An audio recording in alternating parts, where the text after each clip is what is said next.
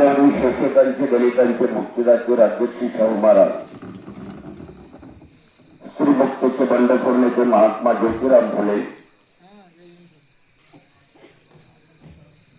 या देशाचे घटनाकार परमपूज्य डॉक्टर बाबासाहेब आंबेडकर, साहित्य रत्न अण्णाभाऊ साठे,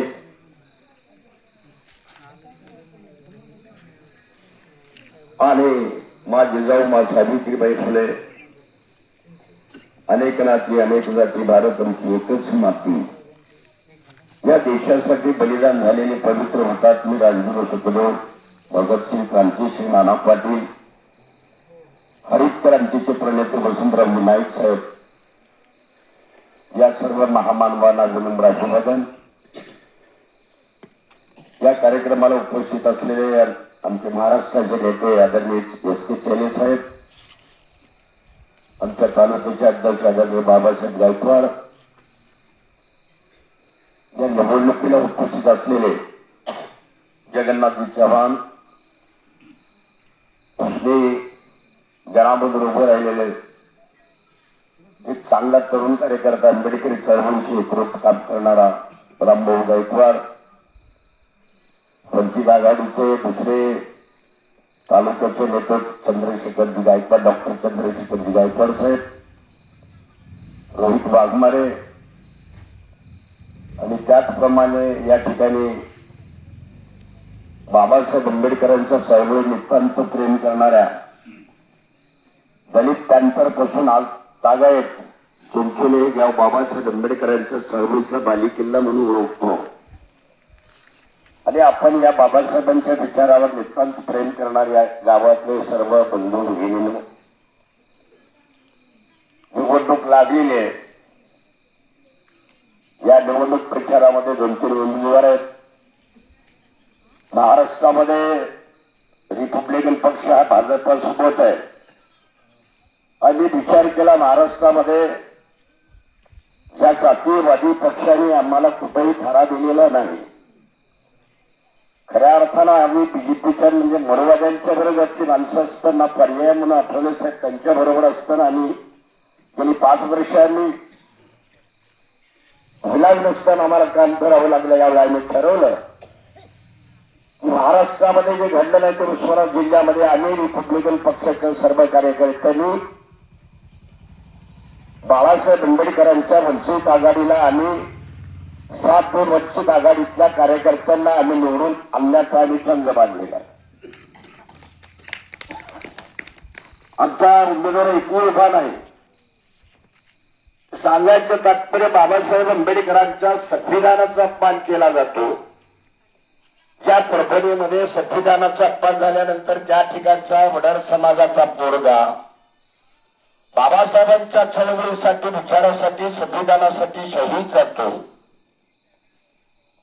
या देशामध्ये बाबासाहेबांचं संविधान नाकारलं जातं. जगातल्या 200 देशामध्ये बाबासाहेब आंबेडकरांना अभिवादन केलं जातं. आम्ही गेल्या निवडणुकीमध्ये जवळजवळ 12 जिल्हा परिषदेचे आंबेडकरवादी सदस्य होतो. त्यावेळेला आम्ही महत्वाचा ठराव घेतला जिल्हा परिषदमध्ये. 26 जानेवारी आणि 15 ऑगस्टला संबंध महाराष्ट्रामध्ये बाबासाहेब आंबेडकरांच्या प्रतिमेचं पूजन झालंच पाहिजे आणि जे करणारे त्यांच्यावरती कठोर कारवाई झाली पाहिजे. जिल्हा परिषद मध्ये आम्ही तो ठराव घेतला, राज्यपालाला पाठवला, तो पारित करून घेतला. त्या अनुषंगाने जे आर निघाला. परवा आम्ही मुरुमला नगरपालिकेला बघितलं. त्या नगरपालिकेमध्ये बाबासाहेब आंबेडकरांचा फोटो लावला गेला नाही. तिथल्या आमच्या पोरांनी काही सोबत चालणार शाही शिकली. मला नवल वाटतंय. त्या नगरपालिकेचे नगराध्यक्ष आदरणीय बापूरावजी पाटील आहेत. बाबासाहेब आंबेडकरांच्या नावावरती या संबंध महाराष्ट्रामध्ये मतं मागितली जातात. आता तर प्रत्येक गाडीला निळा झेंडा, निळा झेंडा लावल्याशिवाय कुणाही पक्षाला मतदान मागता येत नाही. या बाबासाहेब आंबेडकरांना आम्हाला मताचा अधिकार दिला. 5 वर्षानंतर होणार या गावातला पाटील असेल, कोणी मोठा असेल, कुसबारखाना असेल, मतासाठी भीमनगर मधल्या झोपडपट्टीतून त्याचे पाय धरल्याशिवाय मत मागितल्याशिवाय पर्याय नाही. एवढं मताचा मुख्याधिकार आमच्या बाबासाहेबांनी आम्हाला दिला. बाबासाहेबांचे पुतळे कलेक्टर ऑफिसच्या समोर आहेत, तहसील समोर आहेत, नगरपालिकेसमोर आहेत, महाराष्ट्राच्या संविधान भवनासमोर आहेत, दिल्लीच्या संसदेसमोर आहेत. आणि बाबासाहेबांनी असं बोर्ड दाखवलेलं आहे, बहुजन वंचित आणि शोषित समाजातला माझा माणूस जोपर्यंत दिल्ली गाठणार नाही, त्या दिल्लीच्या तख्तावर बसणार नाही, तोपर्यंत इथल्या माणसांचा उद्धार होणार नाही. म्हणून बाबासाहेबांनी आम्हाला बोर्ड दाखवला, जा त्या दिल्लीच्या गाडीवर बसा. ही समाजवादी राजकीय झाली पाहिजे अशी बाबासाहेबांची भावना. या तालुक्यामध्ये बीजेपी गुन्हे होतं. परवा आम्ही दलितांतर मध्ये जमा होतो. आदरणीय केळेसाहेब आहेत आमचे, काकासाहेब नायबाचे खंबाळकर म्हणून आमचे कार्यकर्ते होते मुंबईला. त्याने बीजेपीत प्रवेश केल्याबरोबर त्याला गाढवावरती बसून त्याची धिंड काढली गेली आणि ते कॅन्सरने काढली. तोंडाला काळ फसलं आणि सांगितलं की बाबासाहेब आंबेडकरांच्या विचारांचं आणि बीजेपीच्या विचारांचं कधी जमत नाही. एकमेकाच्या विरोधात असणारे जे मनोवादी आहे, आंबेडकर विचाराचे आहेत. इथे एकही बीजेपीचा माणूस नव्हता. कैलास शिंदे कळंबून इथं आला, एकटाच बीजेपी असलेला. आता गेल्या अरे जिथं आम्ही 50 वर्षांविषयी घातली, घरावरती तुळशी पत्र ठेवले, आमच्या 3-3 पिढ्या बर्बाद झाल्या. आम्ही कुठला पक्ष बदललो नाही. पक्ष बदलले ते दिलीप भालेरावजी कैलास. साहेबांनी मी पक्ष बदलला असतो तर कदाचित आम्ही आमदार नामदार राहिलो असतो. आम्ही आयुष्यभर बाबासाहेब आंबेडकरांच्या चळवळीशी इमान राहिलो. कारण उद्धारीने कोटी कोटी पुढे भूमा तुझ्या जन्मामुळे, आणि मातीचे झाले सोने भूमा तुझ्या जन्मामुळे. कोणी आमदार कोणी नामदार कोणी खासदार झाले रे भूमा तुझ्या जन्मामुळे, अरे मातीचे झाले सोने भूमा तुझ्या जन्मामुळे. त्याला सुडबुड माहीत नव्हतं. आधी आपण परिस्थिती बघतो.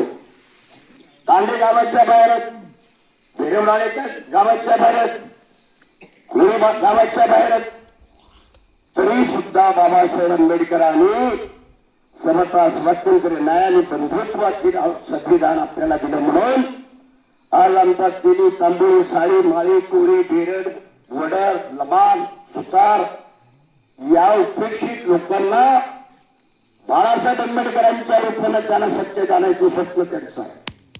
आणि म्हणून लहान असलेल्या एका कार्यकर्त्याला, तरुण कार्यकर्त्याला जिल्हा परिषदेमध्ये जाण्याची संधी बाबासाहेब आंबेडकरांच्या घटनेने दिलेला आहे. आणि म्हणून तो तरुण इथे उभा आहे. बाबासाहेब नसते नरेंद्र मोदी तुम्ही दिल्लीत पंतप्रधान झाले नसते, त्या विकत टपरीवर बसले असते. बाबासाहेब नसते एक आदिवासी बाई मुर्मूबाई की भारताची राष्ट्रपती झाली नसती. आणि म्हणून हे सगळं घडते ते बाबासाहेबांच्या मतामुळे घडते. बाबासाहेबांच्या मताची इतकी प्रचंड ताकद आहे. गल्लीत त्याला दिल्लीत पाठवायची ताकद आहे, दिल्लीत त्याला गल्लीत आणायची ताकद बाबासाहेब आंबेडकरांच्या मतात आहे. आता कैलास शिंदे म्हणतो ते इथल्या महाराजांना माफत नाही, मराठ्यांना माफत नाही, इथल्या लोकात दम नाही, माझ्याशिवाय पण निवडून येत नाही. अरे झाटूजी तुला कळपला पाठवायला मला किती वेळ लागला. बाबासाहेबांची चढ गोडीत काढून त्याला आम्ही ठोकून काढल्याशिवाय लागलो. मला कोणी बाजीरावाची मला दिले गेले. जास्त एजन्सी घेऊन आला, पोट भरायचं सोडून गेला ना आमच्या धुरावर बसायला चालू केला.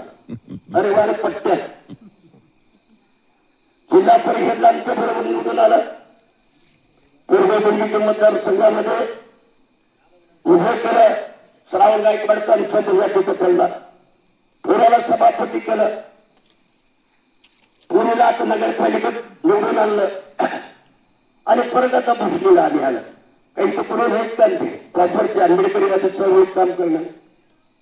आणि मी आदरणीय बापूरावजी पाटील साहेबांना विनंती करणार आहे, आणि तरुण आहे, कैलास शिंदे म्हणतो मी काय फुकट तिकीट आणलेलं ना, ते पैसे देऊन तिकीट आणलं असं कैलास शिंदेचं म्हणणं आहे. मग पैसे घेतले तुम्ही, जे पैसे घेतले असेल तुम्ही सांगा, पैसे घेऊन त्याला तिकीट दिले म्हणून. आणि जर तुम्ही पैसे घेतले नसले तर त्याला पाडा म्हणून तो सांगायला पाहिजे लोकांना, तरच तुम्हाला पत्र मागण्याचा अधिकार आहे. सांगितले तुम्ही पाठ पडणार आहे त्याला सोडून द्या. म्हणून कोराडीचा दांडा गोष्टाला काळाकाली लोकांना म्हणून त्याला म्हणतात ती आपलं झाडा आपलं आहे का फक्त नीट. बौद्ध विहाराच्या तिकडे तुम्ही कमिटीमध्ये राहता, इकडे गणपती बसू फिरत आहे, कसले मुद्दा आहे तुम्ही. आणि म्हणून तुम्हाला माझी एवढीच कडकडीची विनंती की बाबानो रामभाऊ गायकवाड आमच्या बरोबरचा म्हणजे आमच्या सोबत काम करतोय, तो वंचित आघाडीमध्ये काम करत होता, मॅरथॉनमध्ये काम करतो, तरी चळवळीतला त्याला मी मानसपुत्र मानलेला आहे. आता सांगायचं एवढंच आहे, आरपीआयचा शिवसेनेचा पुरस्कृत उमेदवार गाव दस्तापूर राहायला हत्तर गेला, निवडून आलो मागणीला आणि सभापती झालो उस्मानाबादला. आहे की नाही गप्पत एकटाच आरपीआयचा मी 52 लोकांमध्ये जिल्हा परिषदेचे 52 सदस्य होते. आता त्याच्यामध्ये गंमत आणि रामभाऊने थोडीशी गंमत केली मी सभापती होण्यासाठी. दशरथजी पाटील साहेब आमच्याला उभं राहिले ते विधानसभेला. रामभाऊने मी जाऊन तिथे तिकीट तिथं भरलो अपक्ष म्हणून भरून आमच्याला सांगितलं मला तिकडे सभापती केलं तर इकडचं काढतो तर करत नाही. आणि तिथे आधी रामभाऊने तिथे काढून घेतलं. म्हणजे काही काही ठिकाणी सदस्य सभापती होण्यासाठी एकट्याने तिथं खंबीरपणे तिथं जाऊन मी सभापती झालो. प्रत्येक भीमनगरला 10 लाख 5 लाख गेले रस्त्यासाठी, समाज मंदिरासाठी.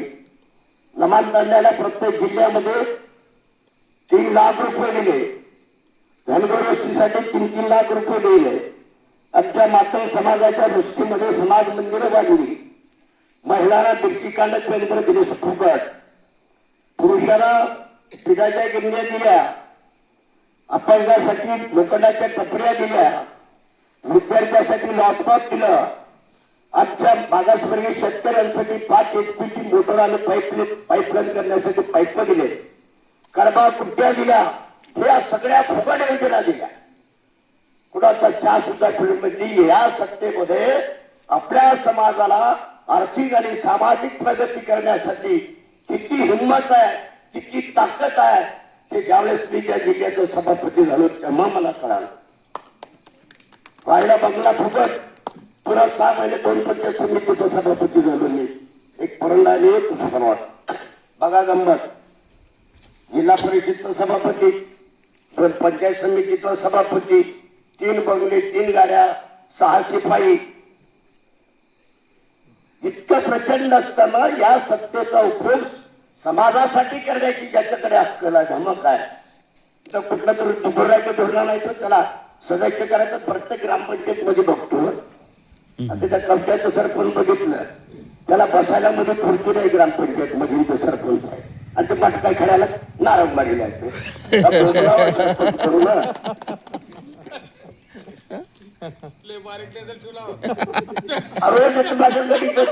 मटका खेळायचं काय प्रगती केलं बघा तुला सरपंच करून. रामभाऊच्या गावचं तेच उदाहरण आहे. पहिला सरपंच केले त्याचा कारभार दुसरा. आणि म्हणून सांगायचं तात्पर्य, जो माणूस ज्याला सामाजिक जाण आहे, आर्थिक जाण आहे, त्या माणसाच्या हातात तुम्ही सत्ता दिलो, माझ्यासारखा तो काम करेल याची माझ्यावर त्याच्यावरची धारणा आहे. पंचायत समितीचं पद इथं राखीव आहे. आपण बाबासाहेबांना प्रार्थना करूया की रामभाऊ जेव्हा इथं निवडून येतील तेव्हा त्यांना या पंचायत समितीचा सभापती केल्याशिवाय मी तर सोडणार नाही. माझ्या वेळेला एक बाबूराव राठोड म्हणून लमान समाजाचा आमचा मित्र होता ओळीचा, तो सभापती झाला पशु खात्याचा कृषीचा. तो समाज कल्याणचा सभापती झालो. तसं रामभाऊ पंचायत समितीचे सभापती झाले तर तो चव्हाण जिल्ह्याचा सभापती त्याला यापूर्वी करून दाखवू. म्हणून या दोन फुरबुळीला आपल्याला निवडून द्यावं लागणार आहे. लमाज समाज आपल्या सोबत आलेला आहे, मुस्लिम सोबत आमच्या सोबत आहे, बेरोड समाज आमच्या सोबत आहे. परवा बेरोडच आमचे बरेच मित्र भेटले. वेगवेगळे कोळी समाज आहे, आमचा लिंगायत समाज आहे, मराठा समाज आमच्या सोबत आहे. अनेक संघटनेने त्यांना पाठिंबा दिलेले आहे आणि हे म्हणतात तुमचं व्यक्त महाराजचं मतदार. आणि आमच्या सोबत सगळे वंचित आहेत, शोषित आहेत, पीडित आहेत, सगळ्या जाती जमातीच्या लोकांना आता विचार केलेला आहे. आता रामभाऊन म्हणल्यासारखं कैलास जरा पैसेवाला आहे, त्यांना म्हणलं मी पैसे दोन मत विकत घेतो. अरे बेट्या, लाच मारू काढू तिथे पाणी, लाच मारू काढू तिथे पाणी, मग हे भीक मागणे कशाला. अरे शान्या भीमरायचे मुले आहोत आम्ही, तुझ्यासारख्या मूर्खाला सांगणे कशा. आपल्या माणूस पत्र फेकायचं नादात नाही. रोज कोंबडे खावला आणि त्याच्या आईने तर साजरा केला. ह्याचं मरकुडे कोंबडं खावलं आणि किती दिवस नाचणार. आता आमचा माणूस बेर पिवलेला आहे, 800-800 रुपयाची दारू पिवलेला आहे आणि तू जसकारण तुला मरक कोंबड्याकडे पण बघला म्हणून तिच्या आयशा आता आपल्याला सोडायला लागणार. आणि त्याने त्या समृद्धीमध्ये राहू नये. आणि म्हणून माझी विनंती आपल्याला सगळ्यांना, इथं काही सांगायची जास्त काही गरज नाही. 2 दिवस राहिलेले. आता कैलासराव एकटेच गाडीत फिरलेले. आम्हाला ते आता गोष्टीच्या अलीकडे भेटले, तेवढ्या गाड्या बघून पैसे घेऊन फिरवले आता. आणि तो त्यांच्यावर नजर राहणार आहे. एकटे फिरवून म्हणजे आता ते पैसे घेऊन फिरलेले आहेत. आजारी तुला दिले तर घ्या, आणि तो काय म्हणलं नाही. धुवून लाव म्हणायचं. 30 रुपयाचं त्याला शिवायला तेवढं तर खरं माहिती पण दुसरं सांगता काय करणार.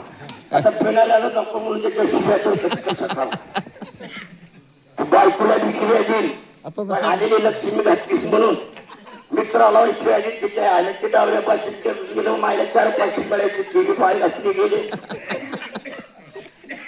आता माझ्या आता टाळीवर पण माझ्या नावाने शिव्या देतात. मायला माझी 500 रुपये घ्या गेली तर माझं काही म्हणणं नाही. घेऊ दिलं का म्हणलं नाही, चालेल घेऊ दिलं का म्हणलं आम्ही करावं काय म्हणलं का सांगा. दिलं तर पैसे घ्या, दारूच घ्या, पैसा घरात लावू नका.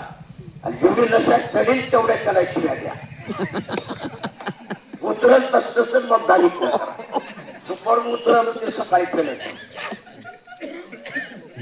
हे केलं शिवाय पहिले नाही का. आणि म्हणून अधिक वेळ न घेता आपला या ठिकाणी चिडचिडीत काही या सांगण्याची गरज नाही.